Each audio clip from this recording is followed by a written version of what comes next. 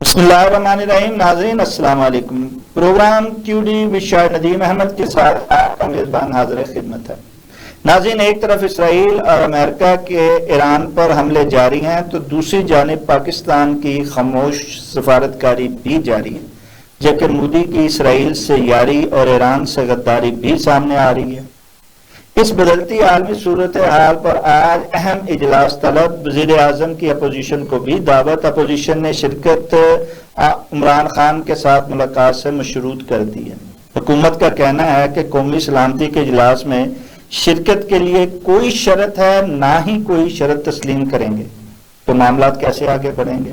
اس پر اظہار خیال کے لیے آج ہم نے سینئر کالم نگار تجزیہ کار جناب سید شعیب الدین احمد صاحب اور سینئر کالم نگار تجزیہ کار جناب پروفیسر ڈاکٹر تنویر صادق صاحب کو مدعو کیا ہے. ہم دونوں ہی مہمان گرامی کے انتہائی شکر گزار ہیں کہ ویڈیو لنک پر پروگرام میں شریک ہو رہے ہیں. پروگرام کا آغاز سید شعیب الدین احمد سے کرتے ہوئے جناب سید شعیب الدین احمد صاحب، ایک طرف اس خطے میں امریکہ اسرائیل ایران جنگ جو ہے وہ بڑھتی جا رہی ہے، تو دوسری طرف پاک افغان جنگ جو ہے وہ بھی جاری ہے. ایسا لگ رہا ہے کہ جیسے تیسری عالمی جنگ جو ہے اس کے خطرات بڑے قریب آ رہے ہیں. آپ کیا سمجھتے ہیں، واقعی ایسا ہی ہے؟ دیکھیں، تیسری عالمی جنگ کب شروع ہوگی اس کے بارے میں تو کچھ نہیں کہا جا رہا، لیکن عجیب و غریب سی کوئی پیشن گوئیاں اور درفندریاں بھی چھوڑی جا رہی ہیں. کہ ایک جگہ میں نے ایک عجیب بات دیکھی کہ ایک صاحب نے کہا ہے کہ 2014 اور 1914 بالکل سیم کیلنڈر ہے. یعنی کہ 1914 میں جب پہلی عالمی جنگ شروع ہوئی تو اس دن 1 جنوری سے لے کے 31 دسمبر تک وہی تاریخیں، وہی دن جو 2014 میں ہے. یعنی کہ لوگ اپنی طرف سے جنگ کو تیار کیا بیٹھے، وہ سمجھے بیٹھے کہ جنگ ہوگی. بات یہ نہیں ہے، بات سمجھنے والی آج مسلمانوں کے لیے ہے کہ ہم نے اسرائیل کی دوستی میں اپنے مسلمان ملک تباہ کرا دیے. امریکہ نے پہلے عراق کی تباہی کی، پھر لیبیا کھا گیا، پھر شام کھا گیا، لبنان تباہ کر دیا، الجزائر تباہ کر دیا. اور یہ سارا کچھ اس ایجنڈے کے تحت ہو رہا ہے جو نیتن یاہو نے آج سے 30 سال پہلے بنایا. آج یہ ثابت ہو گیا کہ امریکن سفیر یہ کہہ رہا ہے کہ دونوں دریاؤں کے درمیان جو پورا خطہ ہے وہ اسرائیل کا حق ہے. یہ نہیں کہہ رہے کہ اسرائیل ہے، وہ فرما رہے ہیں اسرائیل کا حق ہے.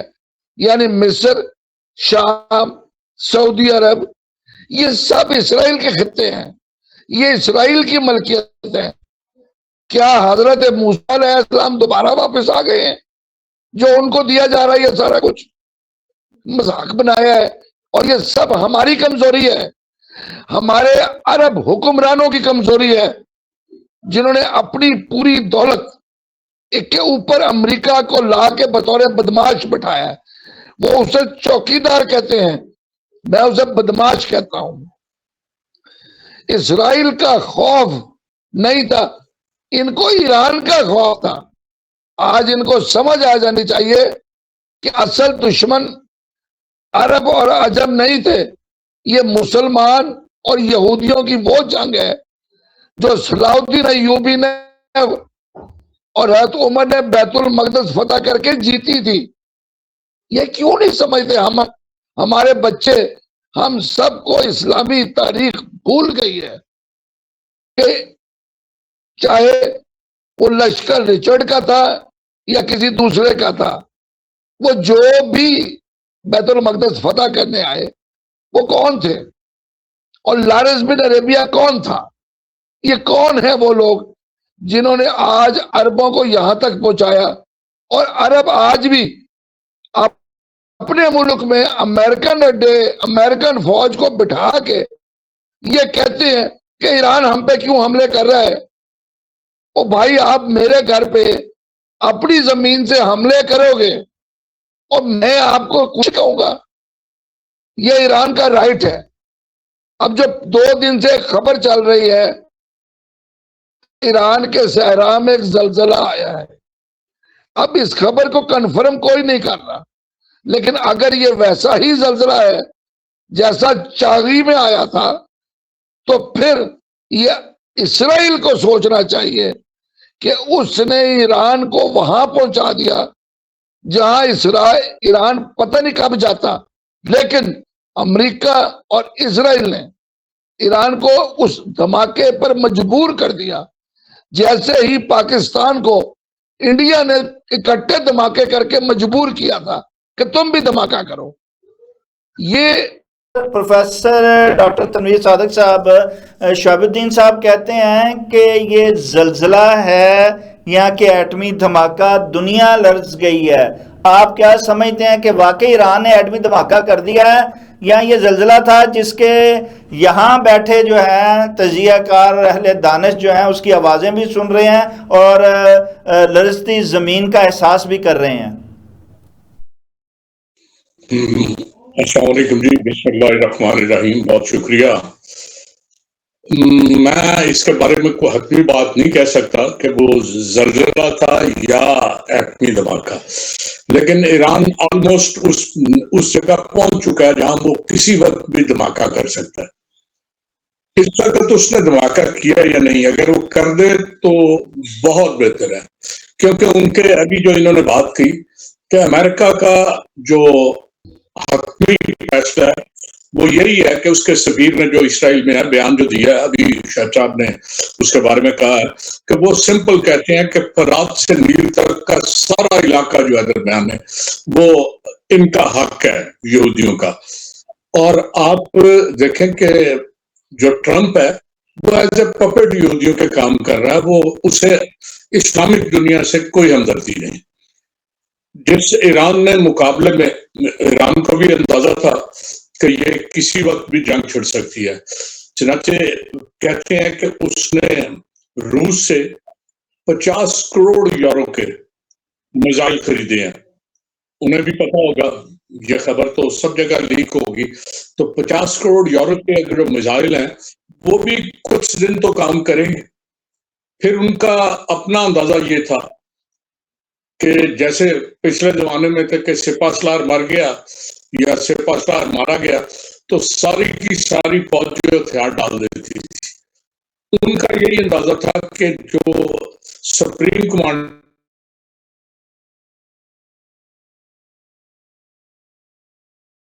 جی آپ کی آواز رکیے جی سید شہاب الدین صاحب۔ امریکہ ہو یا اسرائیل، اس کے اہداف میں جو رکاوٹ تھی وہ اب جو رہ گئی تھی تمام عرب ممالک کی غلامی کے آنے کے بعد بھی یا فتح کرنے کے بعد بھی، تو وہ 2 تھی، ایک ایران تھا اور ایک پاکستان تھا۔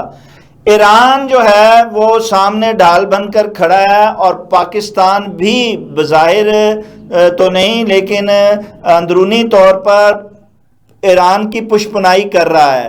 آپ کیا سمجھتے ہیں کہ یہ ان کے اہداف روکنے میں کامیاب ہو جائیں گے ایران اور پاکستان، اور کیا اس وقت کی جو ضرورت ہے وہ چین اور رشیا اس حوالے سے پوری سپورٹ کریں گے یا کر رہے ہیں؟ میں ایک چھوٹا سا جملہ پروفیسر صاحب کی ایک بات کے حوالے سے کہوں گا کہ انہوں نے کہا تھا کہ امریکہ کو یہ غلط فہمی تھی کہ اگر سپریم قیادت ختم ہو جائے گی تو متبادل نہیں ہوگا۔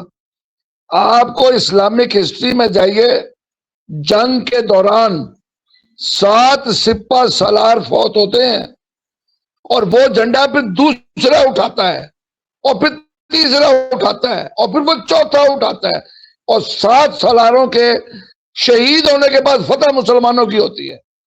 بات یہ ہے کہ اگر آپ کے پاس جذبہ ہے تو آپ پھر لڑتے ہیں، اگر آپ کے پاس جذبہ ہی نہیں ہے تو آپ پھر نہیں لڑتے، پھر آپ جا کے اس 52 ملکوں کے اتحاد میں شریک ہو جاتے ہیں جو در حقیقت مسلمانوں کے خلاف ہے. آپ اس اتحاد میں کیا لینے گئے؟ آپ لیگ آف نیشنز کا حشر بھول گئے؟ آج یو این او کا وہی حشر ہوگا. اس 52 ملکی اتحاد کے ذریعے ٹرمپ نے بنیاد رکھی ہے. یہ امریکی ممالک ہیں، اب یہ یو این او نہیں ہے، یہ یونائٹڈ نیشن نہیں رہ گئی. اب یہ 52 ملک فیصلہ کر رہے ہیں، ٹرمپ اس کی سربراہی کر رہا ہے اور نیتن یاہو اس کی پشت پہ نہیں فرنٹ پہ کھڑا ہے بطور سپہ سالار. یہ حالات ہیں. اب روس اور چین نے کیا کرنا ہے؟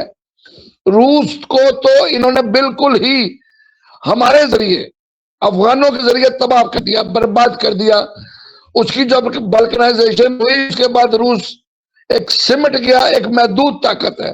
اب وہ سوویت یونین ہے، روس ہے. اور جہاں تک چین کی بات ہے، میرا کیا کہ دنیا کے جو بھی بڑے مفکر ہیں، میں تو بڑا چھوٹا سا ایک جرنلسٹ ہوں، جو نظر آ رہا ہے چین ابھی اس قابل نہیں سمجھتا کہ وہ براہ راست امریکہ سے ٹکر لے. چین ابھی اپنے آپ کو وہاں تک نہیں پہنچا سکا.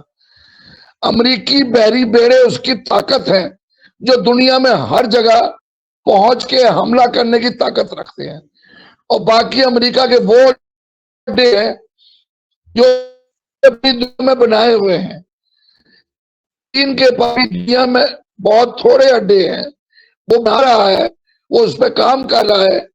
ابھی اس کے پاس بحری بیڑے بھی نہیں ہیں جہاں سے بیک وقت کوئی 1,500 جنگی طیارے اڑ کے جا کے کہیں تباہی لا سکیں، یا پھر ویسا ہی ہو کہ جیسا دوسری جنگ عظیم میں کاماکازی جاپانیوں نے امریکی بیڑوں کا خود کش ڈائیو مار مار کے اشر کیا تھا. تو یہ جنگیں تو پھر لڑنی ہے تو پھر اس جاپانیوں کی طرح لڑنی ہوں گی. ایرانی اسی طرح لڑے ہیں. خامنہ ای کو پتا تھا کہ میں جہاں بیٹھا ہوں یہاں میں ایکسپوز ہوں. انہوں نے کسی مورچے میں، بنکر میں نیچے جا کے چھپنے کی کوشش نہیں کی. He was exposed there. وہ ان کا آفس تھا، وہاں پوری قیادت بیٹھی تھی. آپ یہ دیکھیں قیادت مر رہی ہے اور نئی قیادت آ رہی ہے.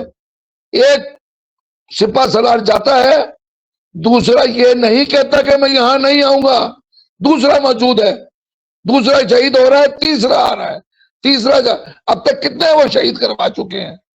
کبھی کسی نے کہا میں یہ جھنڈا نہیں اٹھاؤں گا؟ وہ سب کھڑے ہیں. یہی اسلامی روایت ہے، یہی اسلامی تاریخ ہے.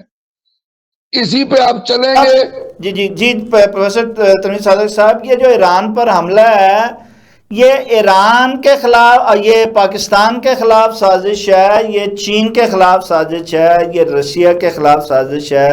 در حقیقت یہ کس کے خلاف سازش ہے اور کس کے قریب آنا چاہ رہے ہیں؟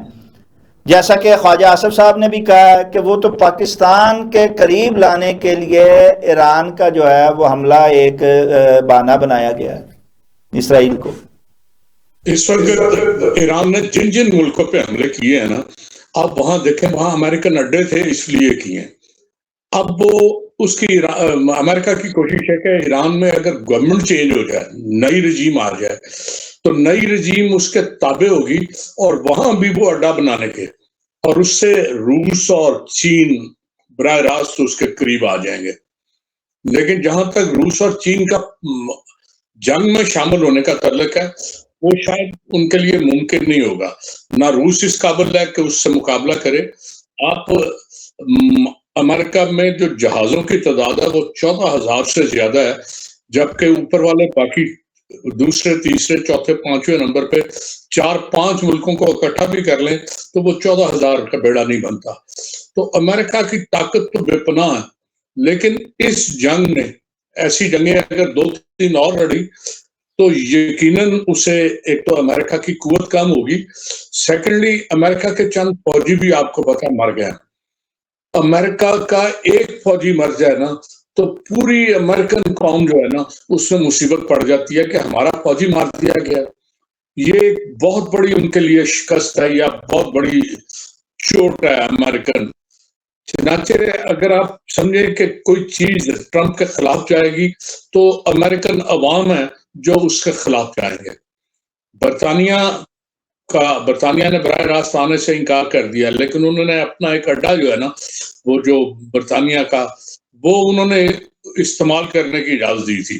چنانچہ اس وجہ سے وہ اس اڈے پہ بھی ایران نے تھوڑی سی بمباری کی ہے.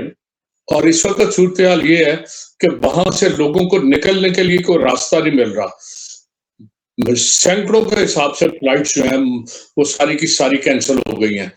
اور کنگ خالد جو ایئرپورٹ ہے ریاض کا وہ کمپیریٹلی محفوظ ہے، اور وہاں سے کوئی نہ کوئی پرواز یورپ کی طرف نکل رہی ہے. اور جتنے کے یونائٹڈ عرب امارات کے ممالک ہیں وہاں سے لوگ بھاگ کے جا رہے ہیں، اور ایک آدمی کا جو کرایہ ہے نا وہ 10 کروڑ لیا جا رہا ہے کہ اسے وہاں سے محفوظ مقام پہ براستہ ریاض پہنچایا جائے گا. تو یہ افراتفری کا عالم ہے.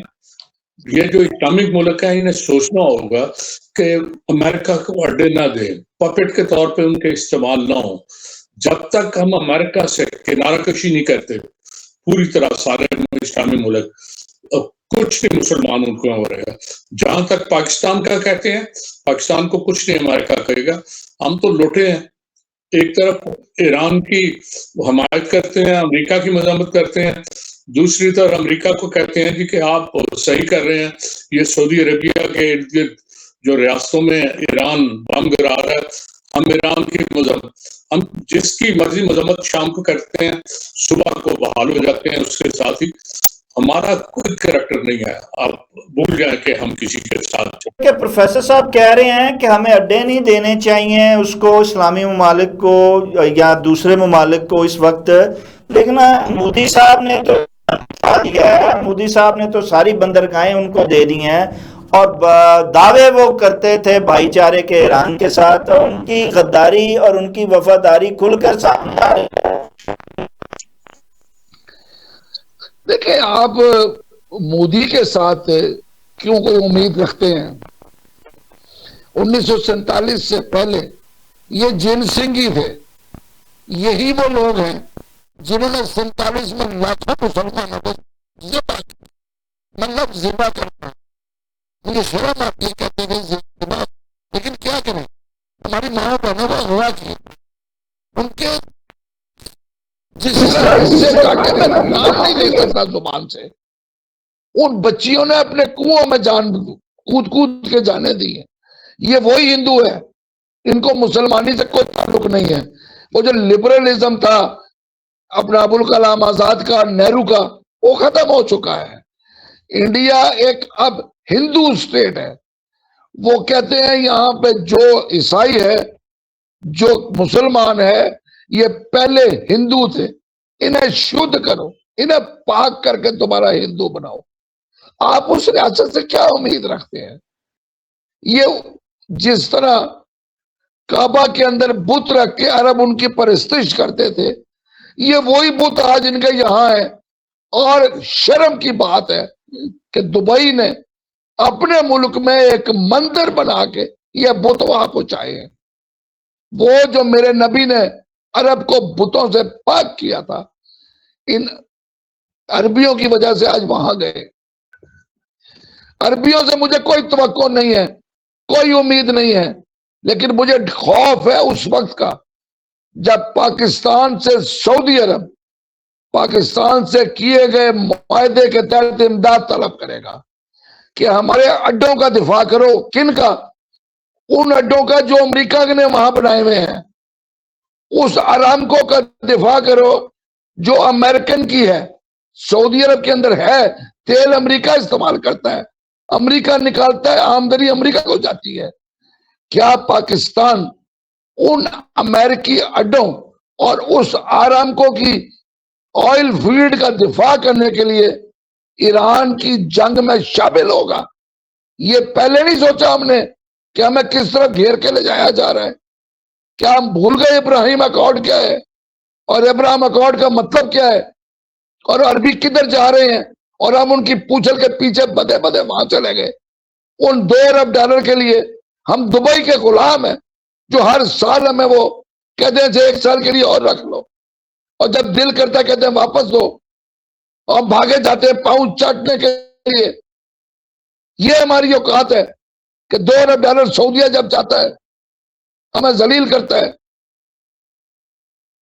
جیسا کہ سید شہاب الدین صاحب کہہ رہے ہیں کہ یہ جو ہم نے سعودی عرب سے دفاعی معاہدہ کیا ہوا ہے، اس کے زیر اثر جو ہے ہمیں بہت سی اب وہ کام کرنے پڑیں گے جو ہم بظاہر طور پر کرنا نہیں چاہتے۔ تو اس حوالے سے رانا ثناءاللہ نے بھی اس حوالے سے رانا ثناءاللہ نے بھی کہہ دیا ہے کہ ایران کو سعودی عرب پر حملہ نہیں کرنا چاہیے۔ جی یہ اپنے طور پہ کوشش کر رہے ہیں، لیکن اگر وہاں امریکن اڈے ہیں تو ایران نے لازمی ان پہ سٹرائک کرنا ہے۔ لیکن ہمارا دیکھیں ان ریاستوں کا بڑا عجیب کریکٹر ہے۔ آپ ابو ظبی میں چلے جائیں، دبئی میں چلے جائیں، کویت میں چلے جائیں، پاکستانیوں کی نسبت ہندوستانی آپ کو زیادہ ملیں گے، اور ہندوستان نے وہاں کی ثقافت بدل دیا۔ وہ لوگ جو آپ کہتے ہیں بڑے مسلمان ہیں، مسلمانی والی بات ہی کوئی نہیں، لیبرلزم اتنا زیادہ ہے، اور ہندوستانی ثقافت وہاں حاوی ہے ہماری نسبت، وہاں ان کے بندے بھی زیادہ ہیں۔ انہوں نے بڑی خوبصورت بات کہی، ایک تو جب پاکستان کی پارٹیشن ہوئی ہے، پاکستان اور ہندوستان کی، آپ دیکھیں وہاں بہت سی عورتیں ایسی آپ کو نظر آئیں گی جو کسی سکھ کی یا ہندو کی بیوی ہے، اور اس سے پوچھو تو وہ بیچاری وہ ہے جو بچپن میں اپنے ماں باپ سے بچھڑ گئی تھی اور مسلمان تھی، اور بڑے بچے ایسے ہیں جن کی مائیں مسلمان ہیں اور باپ سکھ یا ہندو ہیں، اور وہ عورتیں بیچاری سفر کر رہی ہیں۔ انہوں نے ایسا کیا، لیکن اب جو وہاں پہ کلچر ہو رہا ہے وہاں بھی یہ ختم ہو رہی ہے کہ میاں کون ہے، بیوی کون ہے، کوئی ہندو کوئی مسلمان کے ساتھ چل رہا ہے، کوئی سکھ مسلمان عورتوں کو۔ یہ وہ جو وہاں کا کلچر ہے نا، اس میں اسلامی پن بالکل کوئی نہیں ہے۔ ہم نعرہ لگاتے ہیں کہ اسلامی ملک ہے، لیکن نام کے ہے، ان کا کلچر ہندوانہ زیادہ ہے۔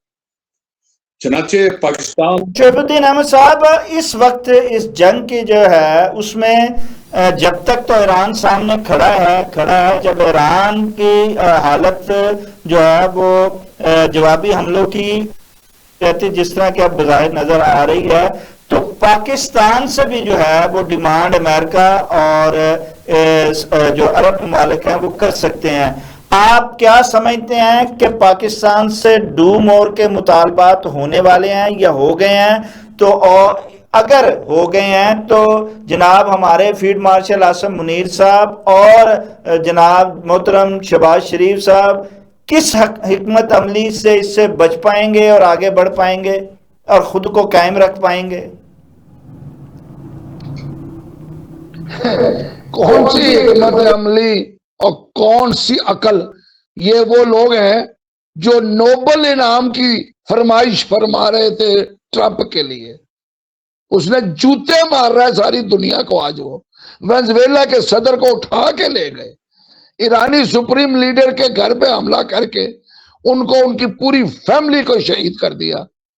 کون سا؟ ان کو تو نوبل انعام دینا چاہیے، ہٹلر سے بہتر قاتل کا۔ یہ موجودہ صدی کا ہٹلر ہے۔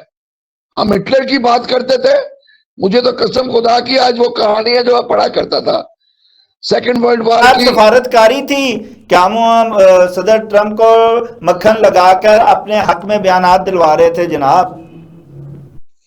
یہ سفارت کاری تھی، وہ منافقت تھی، اور وہ سب سے بڑا فاشسٹ ہے جسے ہم نے امن کا پرچار کہا جی کہ یہ امن کا علم بردار ہے۔ وہ کہاں سے علم کا؟ جتنی جنگیں وہ کرا رہا ہے آپ اندازہ ہی نہیں لگا سکتے۔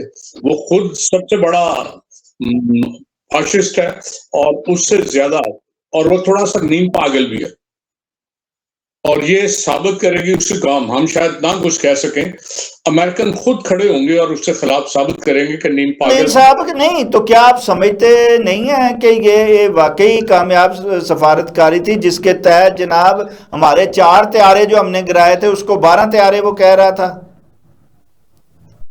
وہ تو ٹھیک ہے، وہ تو ہر گفتگو میں ایک آدھ بڑھا دیتا ہے، اور وہ ساری دنیا کو پتہ چل گیا کہ 5-6 ہتھیارے تھے، لیکن وہ ٹرمپ ہر دفعہ انہیں خوش کرنے کے لیے 2 بڑھا دیتا ہے، لیکن دنیا کو اس سے فرق نہیں پڑتا۔ وہ اسے ہم جیتے تھے، اتفاق کی بات ہے، اللہ کا شکر ہے کہ ہم اس جنگ میں جیت گئے، لیکن ٹرمپ جو کہتا ہے نا، وہ ساری چیزیں دنیا بھی جانتی ہے کہ وہ انہیں خوش کرنے کے لیے کہتا ہے، اور یہ اسے خوش کرنے کے لیے بہت خوش کہتے ہیں، لیکن عملاً دونوں طرف سے منافقت ہے۔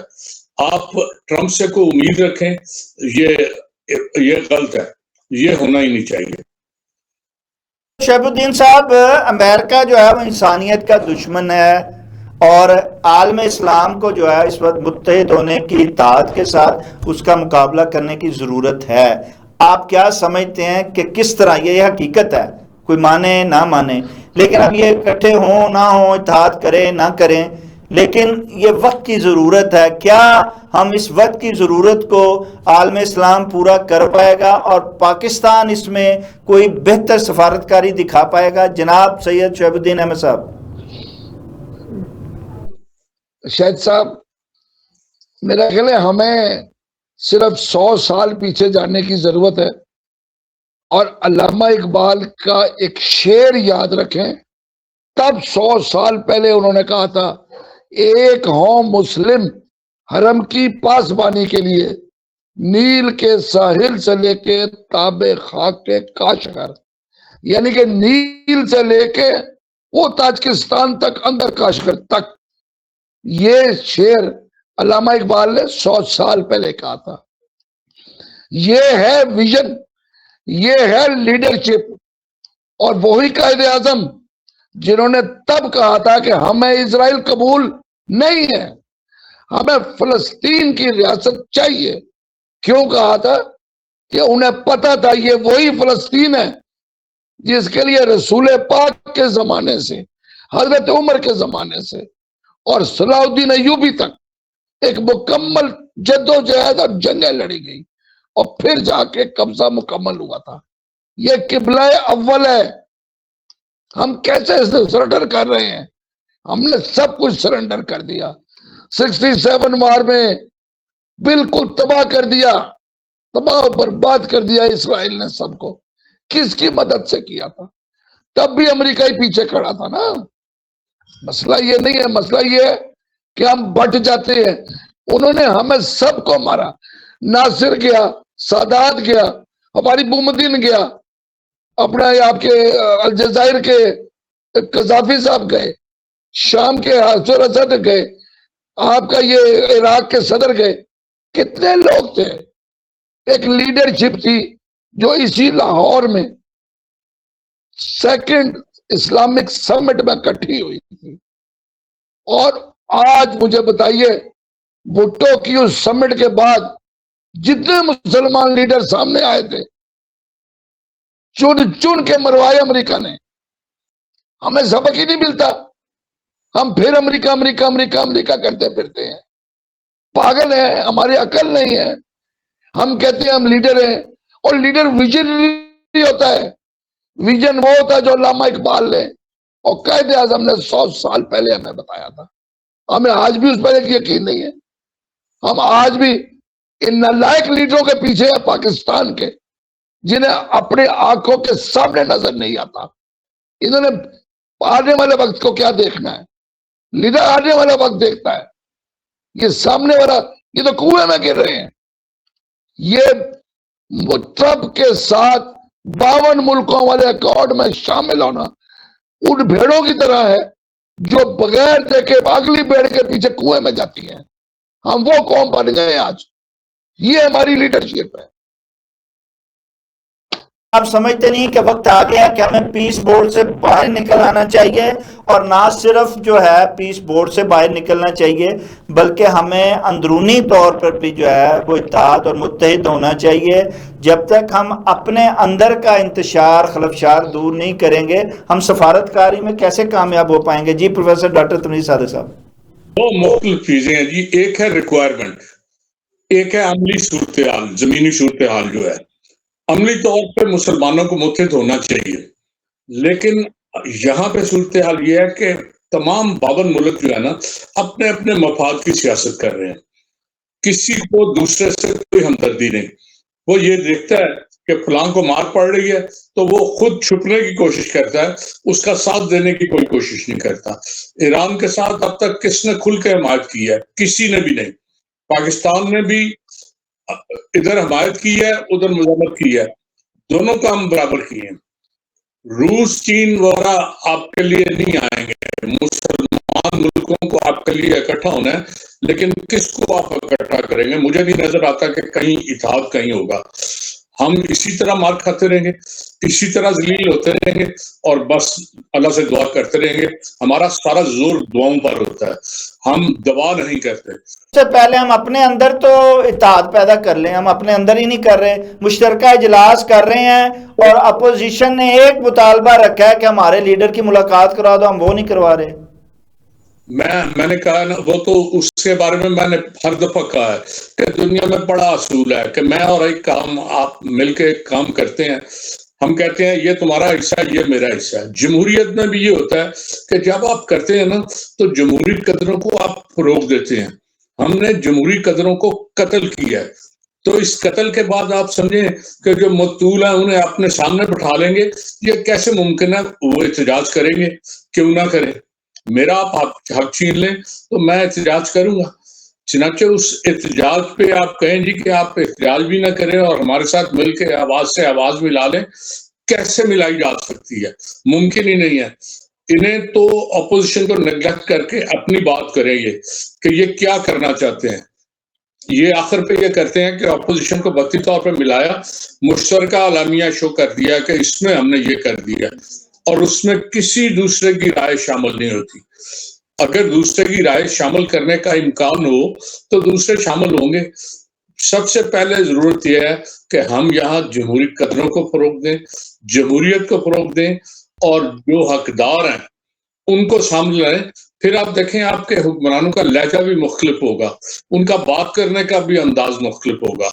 ہو سکتا ہے بعض لوگوں کو نہ لگے، لیکن جو بھی آئے اسے اگر عوام کی سپورٹ ہو نا تو یقیناً اس کا لہجہ فرق پڑ جاتا ہے. تو جب آپ کو پتا ہو کہ عوام کی سپورٹ نہیں ہے، یہ دیکھیں 2 دن جلوس نکلے ہیں تو ان کی کوشش یہ تھی کہ انہیں افطاری بھی دیں، فلاں چیز بھی دیں. وہ ڈر تھا کہ کہیں لوگ زیادہ شور مچا دیا تو پورے ملک میں کہیں انقلاب آنا نہ شروع ہو جائے. تو یہ تو ابھی اپنے ڈر سے نہیں نکلے، انہوں نے باہر کسی کی سپورٹ کیا کرنی ہے. سید شعیب الدین احمد صاحب، آخری سوال.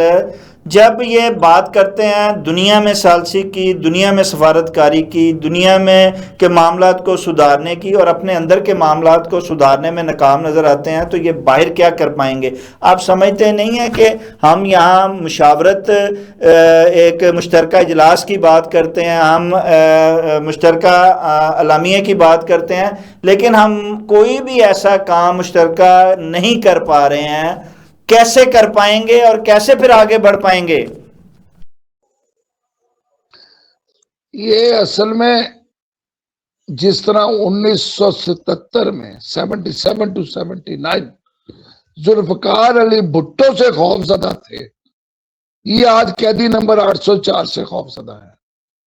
ذوالفقار علی بھٹو کو تو انہوں نے پھانسی دے دی، عمران خان کو پھانسی دینے کا ان کا حوصلہ نہیں پڑ رہا، ان کے اندر اتنی ہمت نہیں ہے.